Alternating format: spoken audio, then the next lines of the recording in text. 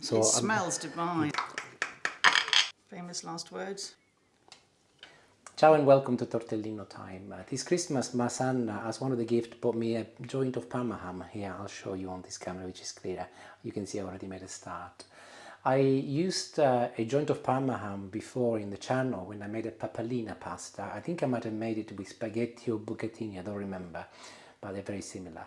Today I'll be doing something different, something new and a little bit creative. I'll be doing a Lasagna Papalina, and I will be broadly using a similar recipe for the sauce, but I will be enhancing using ricotta, but also I will be adding peas to it. I know that peas have got nothing to do with Papalina or Carbonara, but they do in my recipe for the lasagna.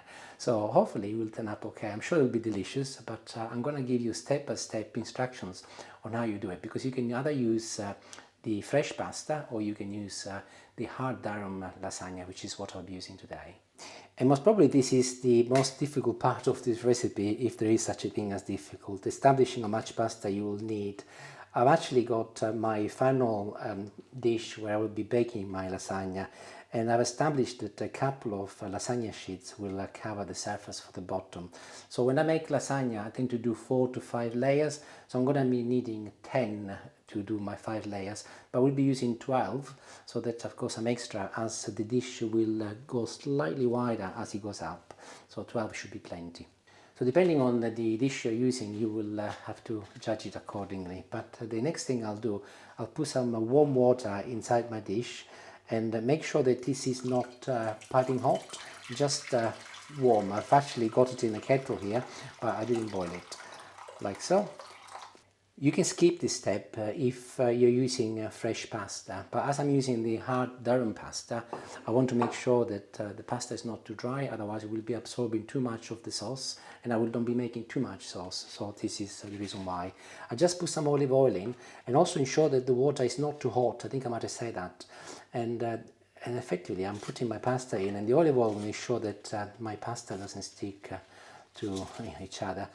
Also, if you have the water too hot, you will end up partly cooking the pasta, releasing too many of its starches, and that is where you can get into trouble, as it will stick to one another. Whereas like this, 10-15 minutes and it should be workable. So I'll put this on one side for 10 to 15 minutes while I crack on with the other ingredients. I'm using Parma ham clearly because that is what I've got in the fridge, but you can substitute Parma ham with pancetta, which is like the belly of the pork, or guanciale, which is the cheek, or indeed you can also use bacon if you like, smoked or unsmoked, entirely up to you. But if you use Parma ham, you get closer to the Papalina original recipe, although I'm deviating from the recipe anyway, so it doesn't really matter. Also, Parma ham is quite lean. As you can see, there isn't a lot of fat rather than this layer here at the beginning. So I'm keen to retain some fat so that I get a little bit of flavor. But of course, if you were to use bacon or pancetta, that would be fattier, so you will not need to do this. And I'm now doing a few slices, approximately half a centimeter thick, but there isn't a rule really. That is because it's easier for me to carve it, but you can do it thinner or thicker, entirely up to you. As always, you will find in the description all of the ingredients and the quantities you need to make this particular dish. If you want to make it bigger or smaller, you can obviously adjust it accordingly. But as I need to weigh them anyway, my 3 slices weigh 185 grams. And that will give you an idea of approximately how much you need if you were to substitute with something else. Typical of Papalina or Carbonara is to cut the meat in long strips and then like this, so I will retain that tradition. You can skip this step if you were to use guanciale, bacon, or indeed pancetta, but as this is very lean, I've added a little oil to help when I'm gonna cook it. And I should have added that this is olive oil. I moved the hob, temperature medium-high, number 7, a couple of minutes, no more than that really, enough for the Parma ham to crisp enough, letting the fat render. And here it is. After a couple of minutes you can see that my Parma ham has crispened up lovely, and I'll leave it on one side to cool down while I get on with the rest of the ingredients. I don't know where you keep your eggs, but we keep ours in a chicken. So I will need 5 eggs for this recipe, and I'll get them out from one of Julie's favorite piece of pottery from the house. And I'm now separating the white from the yolk, as in a typical Papalina style, I don't need the white, I just need the yolk. But we do not throw it away. We will be making some meringues with the white, which is something we do from time to time if we do have any need for just the yolk. And then we keep them in our cupboard, and occasionally we might fancy something different. We just put some fruit on top, and they last forever as well. So that is something you could try. In any case, as you might have guessed, nothing goes to waste. And that is my 5th egg.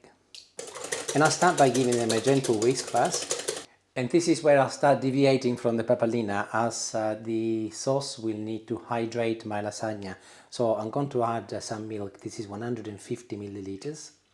When I thought about making this recipe, I was thinking to use a single or double cream, but then I decided to opt for an healthier version.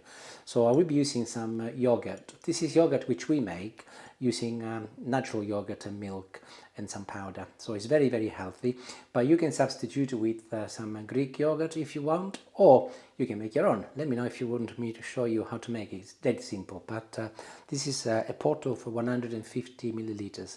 So I'll scoop it out and add it to my eggs. And of course, to address any potential concerns, this is where I am beginning to deviate from the traditional carbonara or papalina recipe. But as I said before, I'm making a lasagna papalina, my own version. This is grated Parmesan cheese. You can also use pecorino, which is most probably more correct for the papalina, but I do not have any, so I'm using Parmesan cheese. And I will be using 1 full dessert spoon per egg. So this is my 4th one, and this is my 5th one. And I'm going to be adding only a very tiny little pinch of salt, because my Parmesan is quite salty, and indeed, where to use pecorino, that is even saltier, so be careful. I actually was thinking of not putting any, but I'll put just a little. But I will be considerably more generous with my pepper, as it is actually one of the key ingredients when you're making papalina or carbonara. And I'll mix everything together once again, and as you will have guessed, the sauce is considerably thinner than what you would achieve where you would make carbonara or papalina.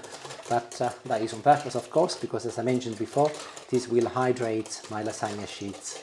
My next ingredient is ricotta. This is ricotta purchased from the supermarket. Can you see the little water? Do not throw it away. Actually, I'm going to keep it, and that goes in a bowl.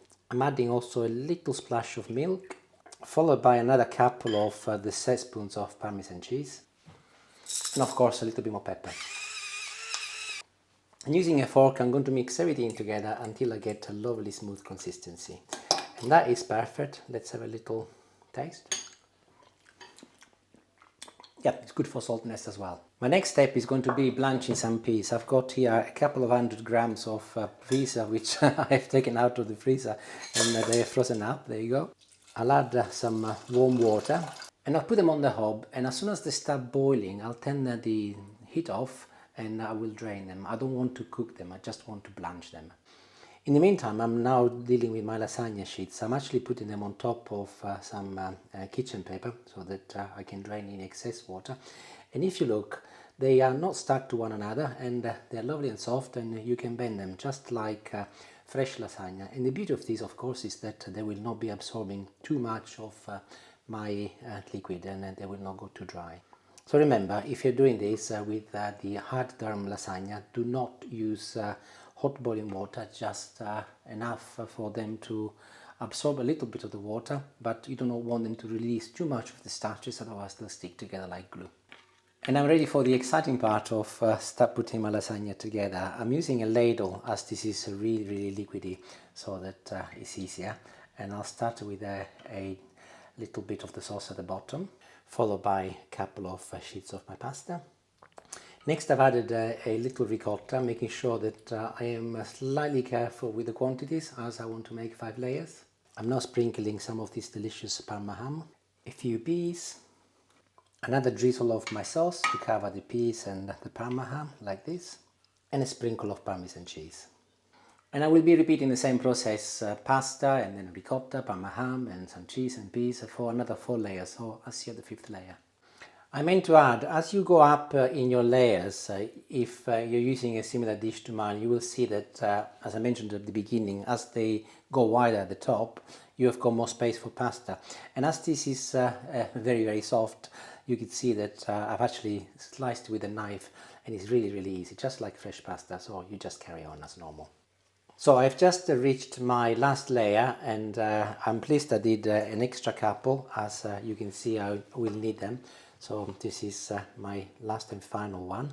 I'll cut it in half and I'll put some here, and I'll just patch the odd hole like this. And that is perfect, absolutely wonderful, no waste at all. And I was really careful in managing my ingredients and making sure that the top of my lasagna is richer, because especially the sauces, they will filter through as the lasagna cooks anyway. So this is the last of my ricotta, which is now all gone, and the last of my Parma ham.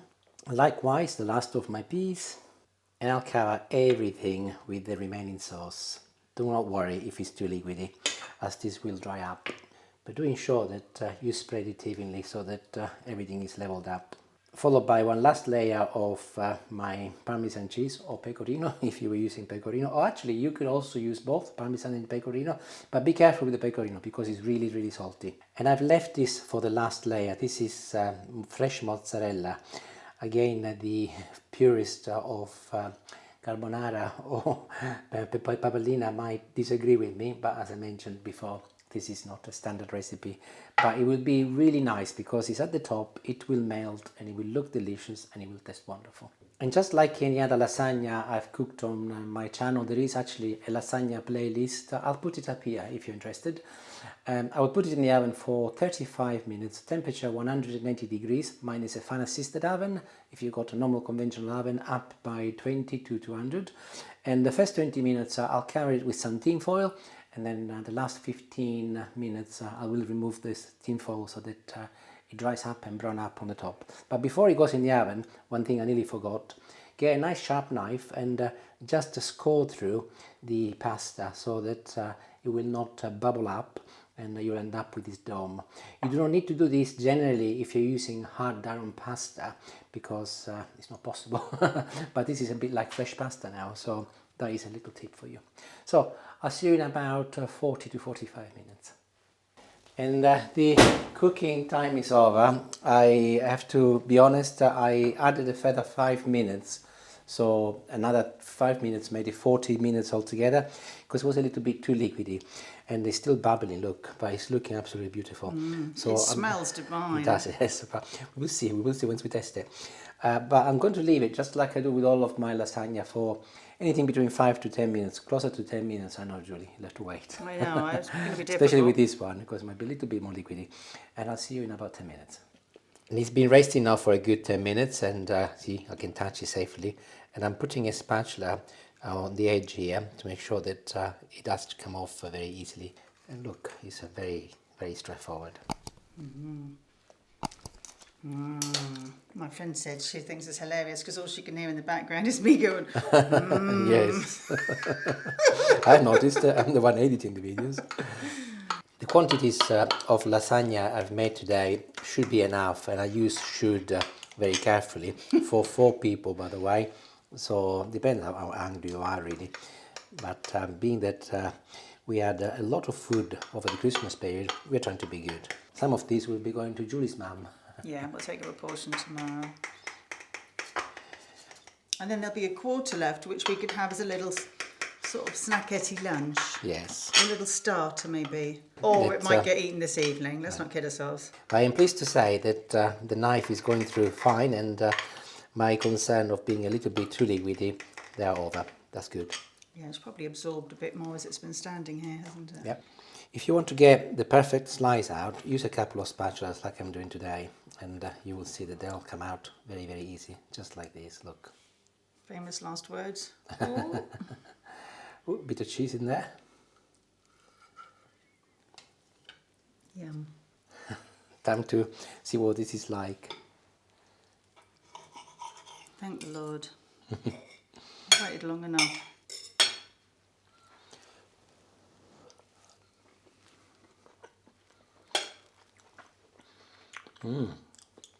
It works. and it works really well. And I'll say one thing, put peas in.